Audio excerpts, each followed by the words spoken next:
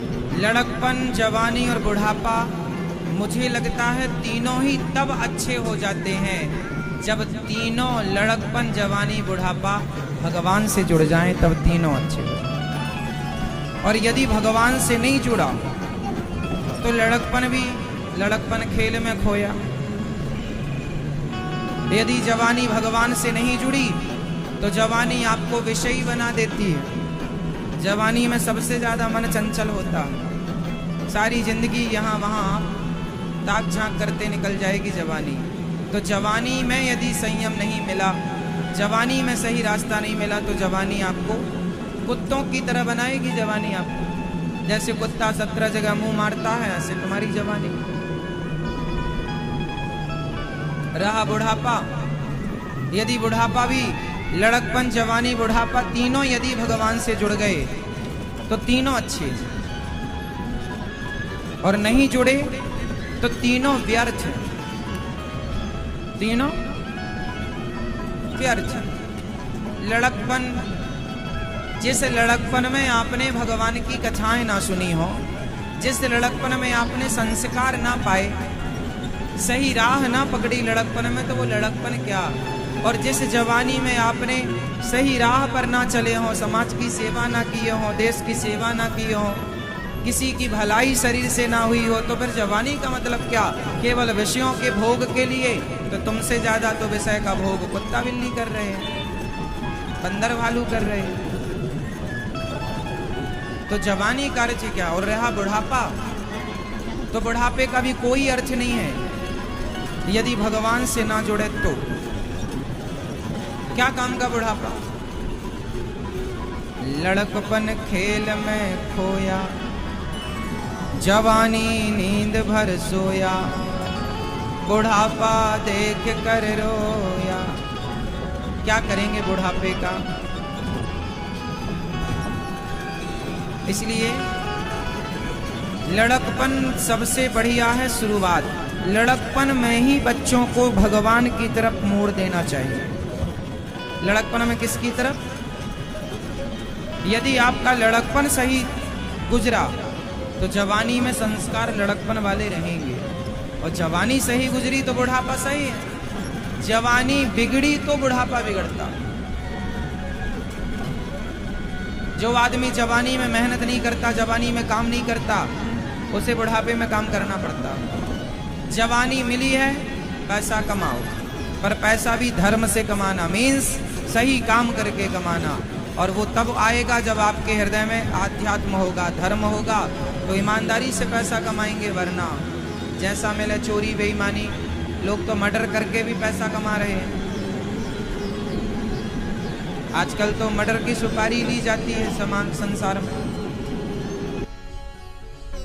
तो पैसा तो आदमी कमा ही रहा है, लेकिन ईमानदारी का पैसा होना चाहिए हमारे पास, मेहनत का हो, और उस पैसे से हम प्रसन्न रहें। ये तब पॉसिबल है जब आपके अंदर बढ़िया संस्कार हो।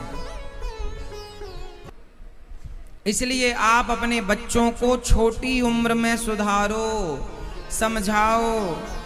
आजकल की मम्मियां कहती हैं, महाराज हमारा बेटा सुनता नहीं है। हमारी माँ ने कभी नहीं कहा होगा किसी से कि हमारा बेटा सुनता नहीं है। हमारे पिताजी ने कभी नहीं कहा होगा किसी से कि हमारा बेटा सुनता नहीं है। क्यों? हमारे जब हम छोटे थे तो हम वही करते थे जो माता पिता कहते थे। पहले के जमाने में ना बड़ों की आज्ञा बहुत अच्छे से मानी जाती थी। आजकल के बच्चे मनमुखी हो रहे हैं। पहले के जब हमारी पीढ़ी थी तब हम मनमुखी नहीं थे। हमारा बेटा सुनता नहीं है, ऐसे सवाल पहले नहीं थे। पहले की मम्मियां 2-4 जमाती रहती थी, सुनता नहीं है, ले बत्ती, सो लो मेरी मां, सो जाओ। अच्छी लगी ना हवा?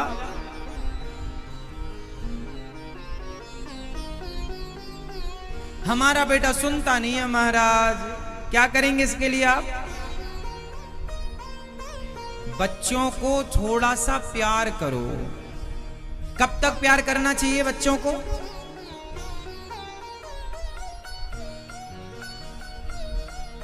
पांच वर्ष तक।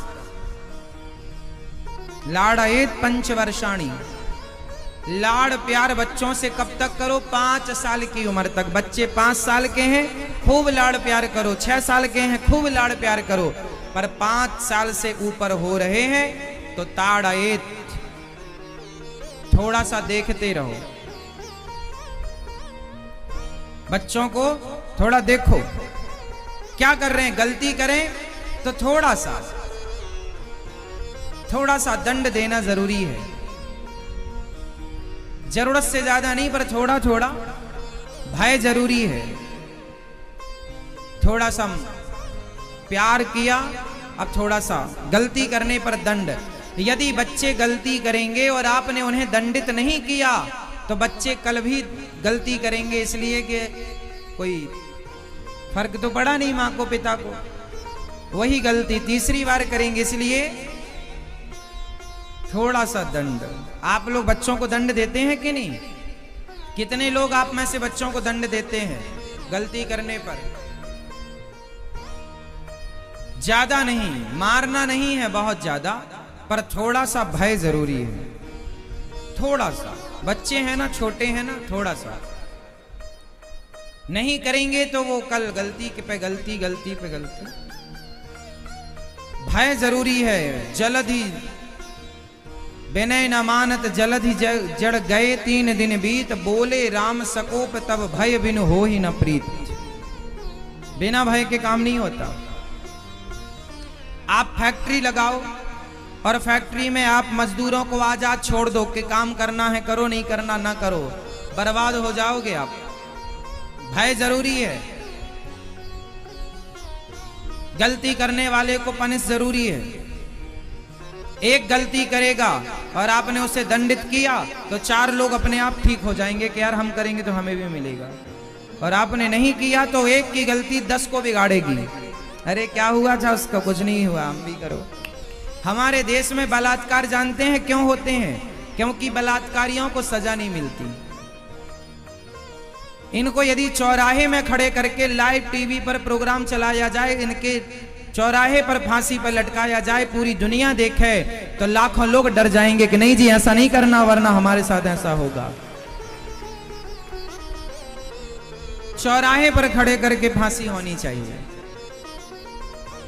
चोरी करने वाले के चौराहे में खड़े करके हाथ काटे जाने चाहिए।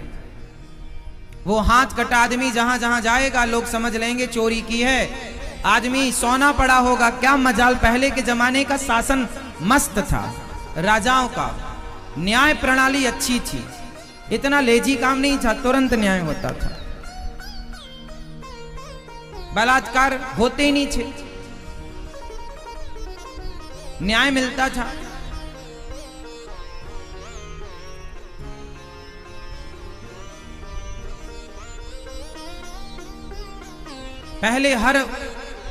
जैसे पहले के जमाने में नियम था, चोरी करने वाले के हाथ काट लिए जाते थे।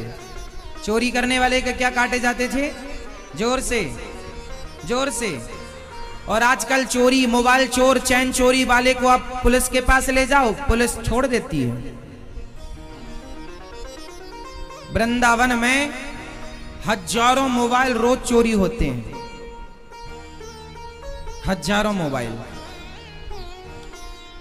और भारत के पूरे देश की मैं बात करूं तो लाखों लोगों का रोज नुकसान होता। किसी की चैन चोरी हो गई, किसी का मोबाइल, किसी का पर्स चोरी हो गया। अच्छा, पुलिस को सब पता होता है कौन चोर है, पर पुलिस छोड़ देती है। सामने वाले ने कितनी मेहनत करके मोबाइल लिया, कितना उसमें डेटा था, कितने चीजें उसमें सेव करता है। आज के जमाने में बैंकिंग होती है मोबाइल में, सब चीजें होती हैं, पर चोर चुरा लेते हैं और पुलिस चोरों को छोड़ देती है। कोई सुनवाई नहीं, कोई न्याय नहीं है। अरे चोरी चोरी है, मोबाइल चुराने वालों के भी हाथ काटने शुरू कर दिए जाए ना, अपने आप चोरी बंद हो जाएगी। फिर देखो कोई चोरी कर ले, तुम्हारा गिर भी जाए तो आदमी वापस दे के जाएगा, भैया लो। न्याय नहीं है।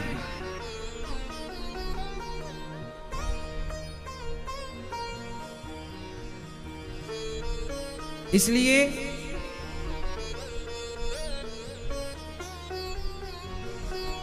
पहले के जमाने में ऐसा नहीं था। पहले के जमाने में यदि कोई स्त्री किसी पुरुष के चक्कर में उलझ गई तो उस स्त्री और उस पुरुष दोनों को देश निकाला दिया जाता था। पहले का न्याय कैसा था कि यदि किसी पुरुष ने किसी स्त्री की तरफ नजर डाली और स्त्री और पुरुष ने अपनी पत्नी और अपने पति को छोड़कर यदि दोनों अपनी सहमति से भी संबंध बनाए हैं तो उन्हें देश निकाला दिया जाएगा कि अपने पति और अपनी पत्नी को छोड़कर तुमने पराई स्त्री पराई पुरुष पर नजर रखी, इसलिए तुम इस देश में रहने के लायक नहीं हो, देश निकाला। ऐसे लोगों को देश से निकाल दिया जाता था। तो ऐसे लोगों को जो निकाला गया ना देश से, तो ये नाव में बैठ बैठ के समुद्र पार करते थे। तो जिसे जहां मिली जगह, जिस टापू पर, वो टापू पर रह गया और वही टापू पर रहते रहते बाद में वो एक देश हो गया। आज भारत के अतिरिक्त जितने देश हैं ये सब भारत से दंडित किए गए लोग जाकर के रहे वहां, तो उनसे वो फिर बढ़ता चला गया, जनसंख्या होती चली गई। ये सारे भारत के राजाओं ने खदेड़ा था इन लोगों को, गलत करने वालों को, यवनों को खदेड़ा। जो भी पाप करता, गलत काम करता, उसे खदेड़ दिया। कुछ अपराध में तो मृत्यु दंड था कि मार दिया जाता था, पर मारे भी क्या, कहां तक मारे, तो खदेड़ दिया जाता था कि देश निकाला दे दिया। हर पाप का अलग अलग विधान था, दंड था। इसलिए व्यवस्था